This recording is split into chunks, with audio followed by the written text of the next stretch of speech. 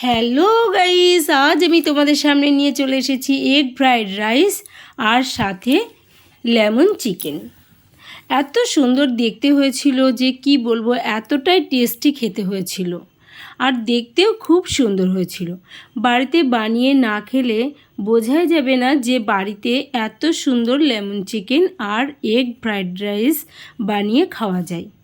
রেস্টুরেন্টে যাওয়ার দরকারই লাগবে না।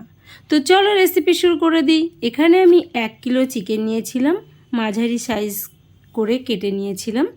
তারপরে ভালো করে ধুয়ে নিয়েছিলাম আর উপর থেকে একটা পাতিলেবুর রস চিপে দিয়েছিলাম আর 1 চামচ লবণ আর 1 চামচ মতো ব্ল্যাক পেপার দিয়ে দিয়েছিলাম।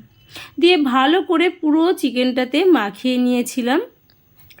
নেওয়ার পরে আমি 20 মিনিটের জন্য ঢাকা দিয়ে রেখে দিয়েছিলাম। আর এখানে একটা মিক্সার বলে আদা, রসুন আর কাঁচা লঙ্কা পরিমাণ মতো নিয়ে নিয়েছিলাম আর 1 চামচ লবণ আর পরিমাণ মতো সর্ষের তেল দিয়ে পেস্ট করে নিয়েছিলাম। তারপরে এই পেস্ট করা মশলাটা একটা বাটিতে ঢেলে নিয়েছিলাম আর 100 গ্রাম টক দই দিয়ে ভালো করে মসৃণ করে ফেটিয়ে নিয়েছিলাম। তারপরে ওই চিকেনটার মধ্যে এই পেস্ট করা মশলাটা ঢেলে দিলাম, দিয়ে ভালো করে ম্যারিনেট করে নিলাম। নেওয়ার পরে আবারও আমি 20 মিনিটের মতো রেখে দিয়েছিলাম ঢাকা দিয়ে।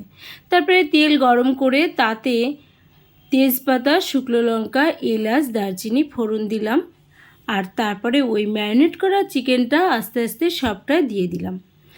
দিয়ে আমি চিকেনটাকে আবারও নাড়াচাড়া করে নিলাম। নেওয়ার পরে আমি মাঝে মাঝে ঢাকা দিয়ে রেখেছিলাম আর মাঝে মাঝে খুলে নেড়ে দিচ্ছিলাম আর মাঝে মাঝে হাই ফ্লেমে আর মাঝে মাঝে লো ফ্লেমে দিয়েছিলাম। আর এখানে একটা পাত্রে গোলমরিচ, জিরে আর এলাচ ভেজে নিয়েছিলাম। তবে সেই ভাজা মশলাটা একটা মিক্সার বলে গুঁড়ো করে সাইডে রেখে দিয়েছিলাম। তারপরে দেখো চিকেন থেকে অনেকটাই জল ছেড়ে দিয়েছে। এবার একটু পরিমাণ মতো হলুদ দিয়ে দিতে হবে, তবে একটু কমই হলুদ দিতে হবে, বেশি হলুদ লাগবে না। তারপরে এইভাবে নাড়াচাড়া করতে করতে যখন পুরো তেল ছেড়ে যাবে, কষা হয়ে যাবে, তখন পরিমাণ মতো কর্নফ্লাওয়ার গুলে দিয়ে দিতে হবে। যে যেরকম গ্রেভি পছন্দ করবে সে সেই পরিমাণে দেবে। তারপরে দেওয়ার পরে চিকেনটাকে আবারও আমি খানিকক্ষণ নাড়াচাড়া করে নিলাম আর উপর থেকে একটা লেবুর রস আবারও দিয়ে দিলাম। এটা লেমন চিকেন, তাই একটু লেবুর রসটা বেশিই দিতে হবে। তারপরে আবার একটু নাড়াচাড়া করে নিলাম, দেখতে পাচ্ছ, আর বেশ সিদ্ধ হয়ে গেছে, জুসি লাগছে দেখতে। তারপরে এবার আমি উপর থেকে একটা পাতিলেবু নিয়ে তার খোসাটা সামান্য পরিমাণে একটু গ্রেট করে দিয়ে দিয়েছিলাম। বেশি দিতে হবে না, অল্প দিলেই হবে। আর তারপরে ওই শুকনো যে ভেজে নিয়েছিলাম গুঁড়ো করা মশলাটা, সেই মশলাটা উপর থেকে 1 চামচ ছড়িয়ে দিলাম। বেশি দেওয়া যাবে না, অল্পই দিতে হবে। তারপরে নাড়াচাড়া করে নিলাম আর উপর থেকে একটু ধনেপাতা কুচো ছড়িয়ে দিলাম। দিয়ে আবারও একটু নাড়াচাড়া করে নিলাম। তারপরে হয়ে গেল লেমন চিকেন রেডি। ওহ, যা সুন্দর স্মেল বেরোচ্ছিল কি বলবো, তোমাদের যদি শুকাতে পারতাম তাহলে ভালোই হতো।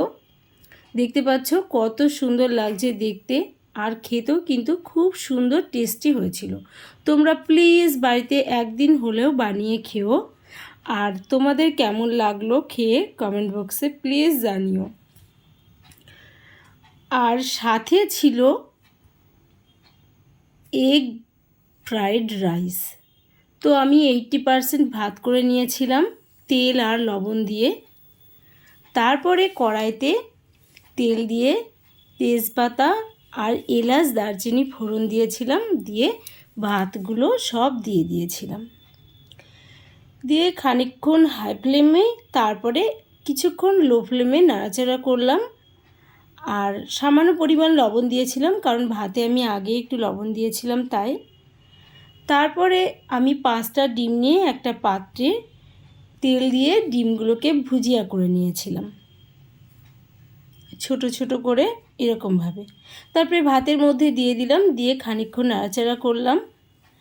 করার পরে উপর থেকে একটু কাজু কিশমিশ আর ঘি দিয়ে দিয়েছিলাম।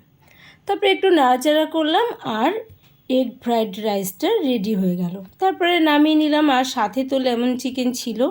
আজকের দুপুরটা একেবারে জমে গেছিলো।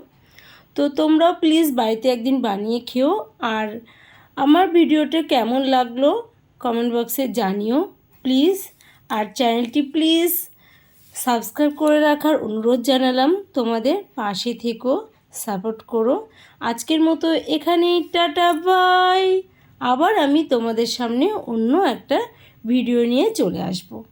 তোমরা সবাই ভালো থেকো, সুস্থ থেকো। টাটা।